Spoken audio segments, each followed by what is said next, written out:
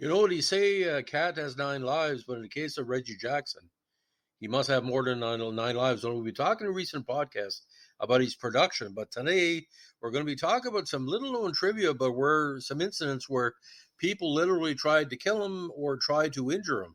Now, Jackson was a victim of an attempted shooting in the early morning hours of June 1st, 1980. A few hours after hitting the game winning 11th inning home run at a home game for the Yankees against the Blue Jays, he drove his vehicle to a singles bar he frequented in a posh neighborhood of swinging pubs and night spots amid expensive high-rise apartments in Manhattan's Upper East Side to celebrate. While searching for a parking spot, he asked the driver of a vehicle that was blocking the way to move, and a passenger in that vehicle then began yelling obscenities and racial slurs at Jackson before throwing a broken bottle at Jackson's car.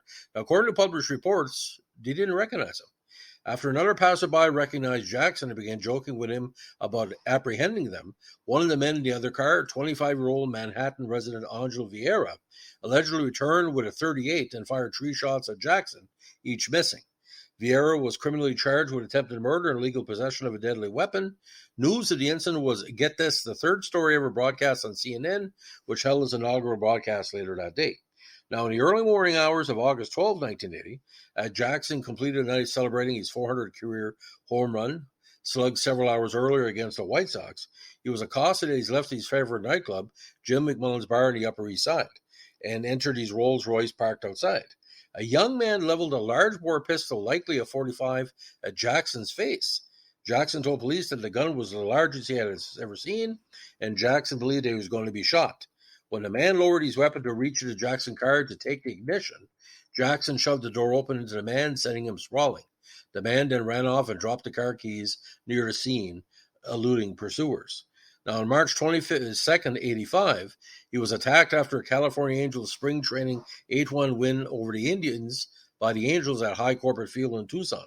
Witnesses said that a man who had heckled Jackson throughout the game followed Jackson out to the field's parking lot to continue to do so. As he finished signing autographs for fans, he attempted to enter a vehicle belonging to teammate Brian Downing, but the man blocked his entry and insisted on fighting him.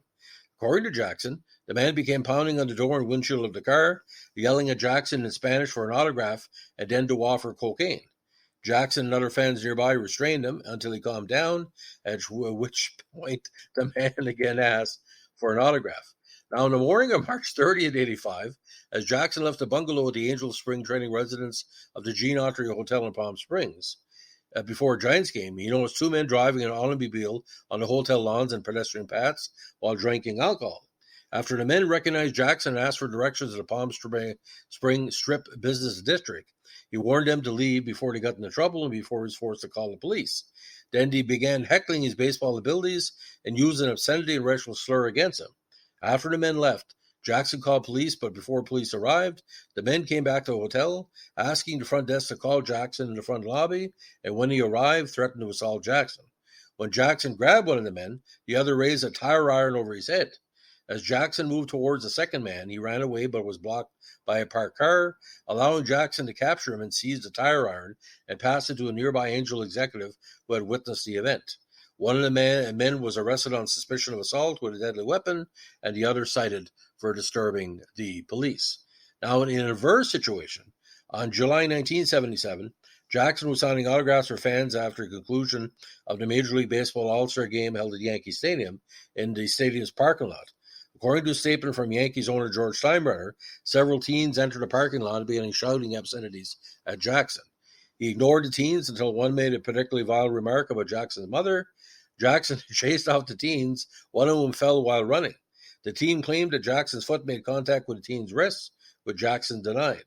Against the advice of criminal court judge Bernard Klieger, the teen's lawyer insisted that a criminal complaint for harassment be authorized against Jackson, which Klieger did reluctantly.